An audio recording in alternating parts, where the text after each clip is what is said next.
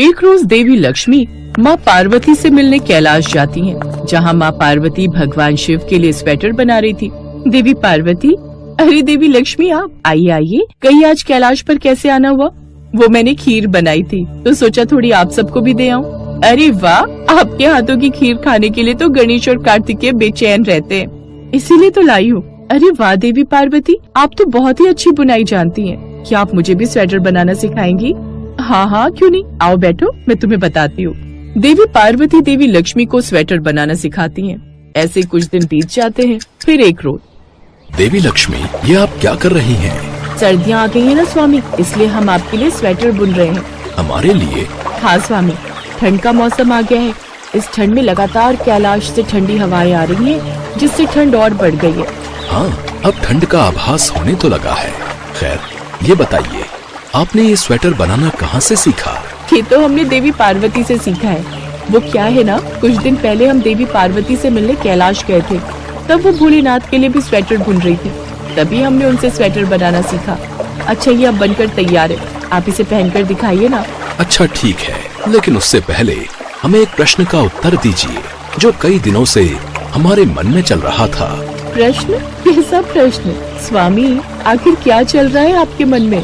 देवी लक्ष्मी, लोगों में कितनी भक्ति बढ़ गई है। सब नारायण नारायण करते हैं, इसलिए सभी भक्त मेरी कृपा पाते हैं। स्वामी, आपको पाने के लिए नहीं, मुझे पाने के लिए इतनी भक्ति बढ़ गई है। सभी भक्त लक्ष्मी पाना चाहते हैं, इसलिए मेरा ध्यान करते हैं। पर देवी, धरतीवासी लक्ष्मी लक्ष्मी जाप नहीं करते हैं।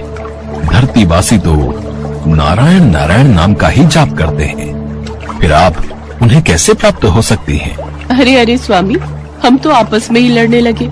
ये तो आप भी जानते हैं, हम दोनों जहाँ एक साथ वास करते हैं, वही सुख समृद्धि का वास होता है। स्वामी, क्यों ना आज अपने भक्तों की परीक्षा ली जाए, फिर पता चलेगा कि भक्त हम दोनों में से किसे पाना चाहते हैं। लेकिन हाँ, जब इस बात का आपको उत्तर मिल जाएगा, उसके पश्चात आप मेरे हाथ का बना हुआ स्वेटर जरूर पहनेंगे। ठीक है देवी लक्ष्मी, जैसी आपकी इच्छा। और एक गांव में पहुंचकर एक घर का दरवाजा खटखटाया। जी कहिए, मैं आपकी क्या सेवा कर सकता हूँ? बेटा, हम तुम्हारे नगर में भगवान नारायण की कथा कीर्तन करना चाहते हैं, ताकि तुम्हारे परिवार और इस गांव पर भगवान विष्णु की कृपा बनी रहे। महाराज, मेरे अहोभाग्य, जो मेरे घर में भगवान नारायण की कथा और कीर्तन होगा। जब तक कथा होगी, आप मेरे घर में ही रहिए, ताकि मुझे आपकी सेवा करने का मौका भी मिल जाए। ठीक है पुत्र, मैं आपसे यहीं रहूंगा। कथा कीर्तन के लिए गांव वालों को बोल दो कि यहाँ रोजाना भगवान विष्णु की कथा और कीर्तन होगा। पहले दिन कुछ लोग आए, अब प्रभु स्वयं कथा कह रहे थे तो संगत बढ़ी। दूसरे और तीसरे दिन और भी भीड़ हो गई। विष्णु जी खुश हो गए कि कितनी भक्ति है लोगों के भीतर। उधर देवी लक्ष्मी ने बूढ़ी माता का रूप लिया और गांव में पहुंची। बेटी, लगता है कहीं जा रही हो। जी, वो सेठ जी के घर एक ब्राह्मण देवता पधारे हैं, जो भगवान विष्णु की कथा कीर्तन करते हैं। मैं भी जा रही हूँ। अच्छा अच्छा, जरा मुझे एक गिलास पानी पिला दो, बड़ी प्यास लगी है। माताजी, 4 बजे हैं, मुझे प्रवचन में जाना है। मैं पहले ही द्वार पर ताला लगा चुकी हूँ, बहुत देर हो जाएगी। आप किसी और घर से पानी पी लो, बहुत प्यास लगी है। अच्छा रुको, अभी लाती हूँ मैं। महिला लोटा भरकर पानी ले आई। बूढ़ी औरत ने पानी पीकर जैसे ही लोटा वापस लौटाया तो वो सोने का हो गया। ये देखकर महिला सोच में पड़ गई। लोटा दिया तो पीतल का था, पर वापस लिया तो सोने का कैसे बन गया? कहीं ये कोई चमत्कारी माता तो नहीं है? प्रवचन में सबको बताऊंगी। महिला प्रवचन में पहुंची और आसपास की सभी महिलाओं को सारी बात बताई। अब महिलाएं ये सुनकर चलते प्रवचन के बीच में से उठकर चली गई। वहीं अगले दिन से इस कथा में लोगों की संख्या कम हो गई। कौशल्या, प्रवचन में लोगों की संख्या कैसे कम हो गई? सेठ जी, गांव में एक चमत्कारी माताजी आई हैं, जिनके घर से दूध पीती हैं तो ग्लास सोने का हो जाता है। अरे, थाली में रोटी सब्जी खाती हैं तो थाली सोने की हो जाती है। उनके चलते लोग प्रवचन में नहीं आते, सब उनकी सेवा में लगे हैं। विष्णु जी समझ गए कि देवी लक्ष्मी का आगमन हो चुका है। अवश्य ही ये सब देवी लक्ष्मी का चमत्कार है। व्यक्ति की बात सुनते ही सेठ सेठानी उठ खड़े हुए और चुपके से निकलकर बूढ़ी माताजी के पास पहुँचे। माताजी, मेरे घर में ही कथा का आयोजन चल रहा है, शायद आप मेरे घर आना भूल गयी। इसलिए मैं स्वयं ही आपके पास आपको बुलाने के लिए चला आया। कृपा करके मेरे घर आकर मुझे भी कृतार्थ कीजिए। मुझे सब पता है। सेठ और सेठानी लालच के कारण अपने घर में मुझे बुलाना चाहते हैं। यही समय है इनकी परीक्षा लेने का। अच्छा, तो तुम चाहते हो कि मैं तुम्हारे घर आऊं? मैं तो तुम्हारे घर सबसे पहले आने वाली थी, लेकिन तुमने अपने घर में जिस कथाकार को ठहराया है ना, वो चले जाए, तभी तो मैं आऊंगी। बस इतनी सी बात। मैं उन्हें अभी धर्मशाला में कमरा दिलवा देता हूँ। सेठ जी घर पहुँचे और ब्राह्मण से बोले, महाराज, अब आप मेरे घर में नहीं, मंदिर में ही कथा कीजिएगा।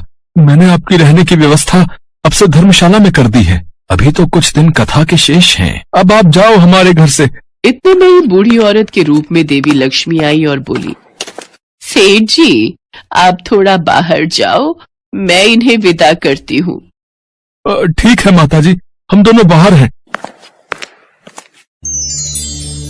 प्रभु, अब आप क्या कहेंगे?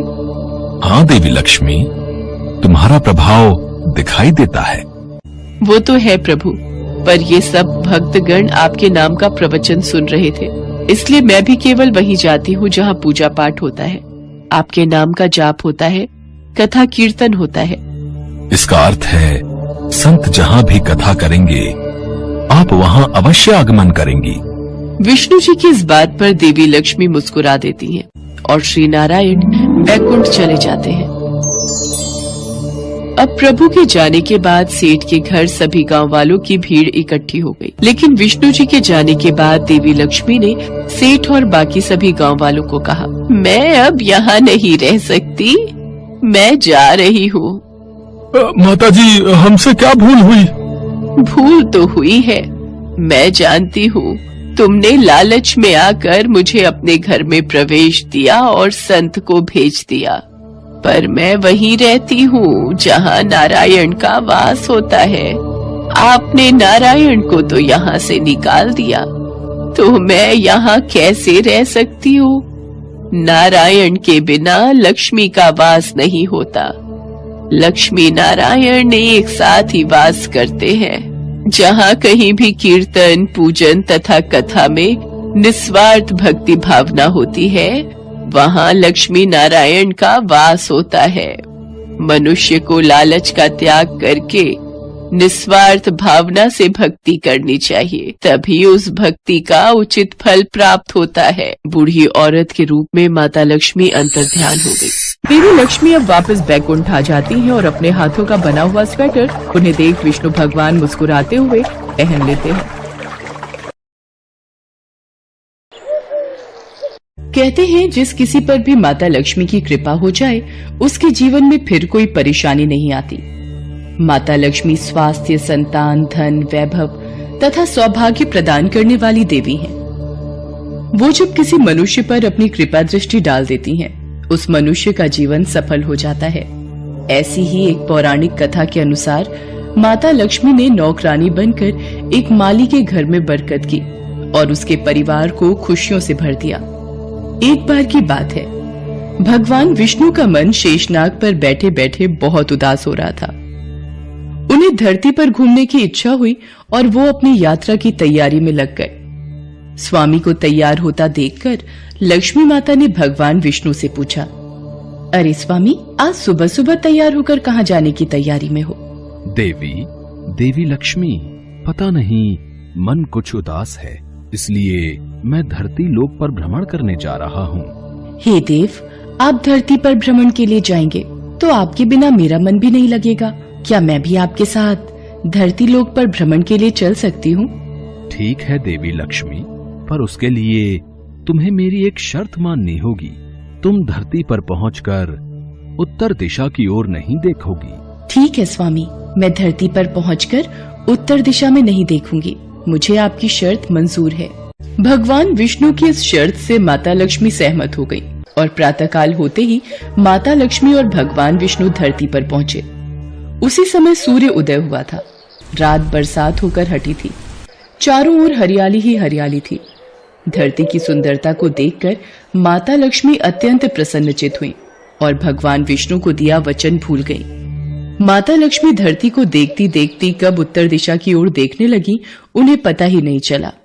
धरती का वातावरण देखने में कितना मनमोहक है, और वो फूलों से भरा खेत। ये तो कितने सुंदर फूलों से सजा हुआ है। मैं ये फूल यदि तोड़ लूं?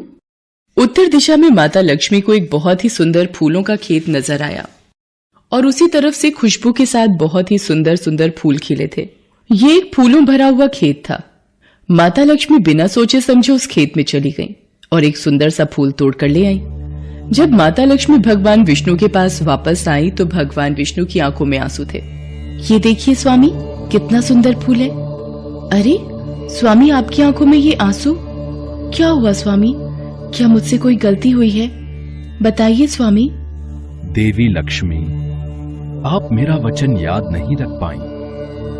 शर्त के अनुसार आपको उत्तर दिशा में नहीं देखना था, और साथ ही साथ आपको ये भी सोचना था कि किसी की कोई भी वस्तु को कभी भी किसी से बिना पूछे नहीं लेना चाहिए। स्वामी, मुझसे भूल हो गई, मुझे क्षमा कर दीजिए। देवी लक्ष्मी, आपने जो भूल की है उसकी सजा आपको जरूर मिलेगी। जिस माली के खेत से आपने बिना पूछे फल तोड़े हैं, ये भी एक प्रकार की चोरी है। इसलिए देवी लक्ष्मी, आप 3 वर्ष तक माली के घर में रहेंगी। इसके बाद मैं स्वयं आपको वैकुंठ वापस बुलाऊंगा। जैसी आपकी आज्ञा स्वामी। माता लक्ष्मी ने चुपचाप सिर झुकाकर वचन स्वीकार किया और भगवान विष्णु वैकुंठ लौट गए। माता लक्ष्मी ने एक गरीब लड़की का रूप धारण कर लिया। खेत के मालिक का नाम माधव था। माधव की पत्नी 2 बेटे और 3 बेटियां थीं। सभी उस छोटे से खेत पे काम करके किसी तरह से गुजारा करते थे। खेत के पास ही माधव की झोपड़ी थी। माता लक्ष्मी माधव की झोपड़ी पर जाती हैं। माधव लड़की को देखकर पूछता है, तुम कौन हो और इस समय तुम्हें क्या चाहिए? मैं तुम्हारी क्या मदद कर सकता हूँ? मेरा नाम लक्ष्मी है। मैं एक गरीब लड़की हूँ। मेरी देखभाल करने वाला कोई नहीं। मैंने कई दिनों से कुछ भी नहीं खाया। मुझे कोई भी काम दे दो और मैं तुम्हारे घर का काम भी कर दिया करूंगी। बस मुझे अपने घर में एक कोने में आसरा दे दो। माधव बहुत ही अच्छे दिल का आदमी था। उसे लड़की पर दया आ गई। वो लड़की से बोला, देखो बिटिया, मैं तो बहुत ही गरीब माली हूं। मेरी कमाई से मेरे घर का खर्च बड़ी मुश्किल से चलता है। लेकिन अगर मेरी 3 की जगह 4 बेटियां होती तो भी मैंने ही गुजारा करना था। जैसा रूखा सूखा हम खाते हैं वही खिला सकता हूं। यदि तुम मेरे यहां यही रूखा सूखा खाकर खुश रह सकती हो तो अंदर आ जाओ। आपने मुझे अपनी झोपड़ी में शरण दी। आपका बहुत बहुत शुक्रिया। माता लक्ष्मी 3 साल माधव के घर पर नौकरानी बनकर रही। जिस दिन माता लक्ष्मी माधव के घर आई थी, उसी दिन से ही माधव को इतनी आमदनी हुई कि उसने एक गाय खरीद ली। अजी, ये नई गाय खरीद लाए? ये तो बहुत अच्छा हुआ। आज तुम्हारी आमदनी बहुत अच्छी हुई। सरला, सब माता लक्ष्मी की दया है। माधव, मैंने कोई चमत्कार नहीं किया। ये सब तुम्हारे दयालु स्वभाव का ही फल है जो आज तुम्हें प्राप्त हुआ है। तुमने तो मुझे एक गरीब लड़की समझकर अपने घर में शरण दी है। धीरे धीरे माधव की आमदनी अच्छी हो गई। उसने जमीनें खरीद ली और फिर एक बड़ा पक्का घर भी बनवा लिया। सारी सुख समृद्धि, गहने, कपड़े, जेवर, सब कुछ अब माधव और उसके परिवार के पास था। लक्ष्मी माधव के घर और खेत में काम करती रहती थी। एक दिन माधव ने सोचा, मुझे ये सब इस लड़की लक्ष्मी के आने के बाद मिला है। जब से ये मेरे घर आई है, मेरी किस्मत ही बदल गई है। माधव लक्ष्मी के बारे में सोच में ही था कि एक दिन जब वो अपने खेत से काम खत्म करके घर आया तो अपने घर के सामने द्वार पर एक देवी स्वरूप गहनों से सजी एक लड़की को देखकर हैरान रह गया। उसने ध्यान से देखा। अरे, ये तो मेरी मुंह बोली बेटी यानी लक्ष्मी है क्या? ये तो साक्षात माता लक्ष्मी है। सरला, सरला, बच्चों के साथ बाहर आओ। माता लक्ष्मी स्वयं हमारे द्वार पर आई है। माधव का पूरा परिवार बाहर आ गया। सब हैरान होकर माता लक्ष्मी को देख रहे थे। माता लक्ष्मी, हमें माफ करना। हमने अनजाने में आपसे अपने घर और खेत का काम करवाया। माता, हम आपको पहचान नहीं पाए। हमसे ये कैसा अपराध हो गया। माता, हम सबको क्षमा कर दो।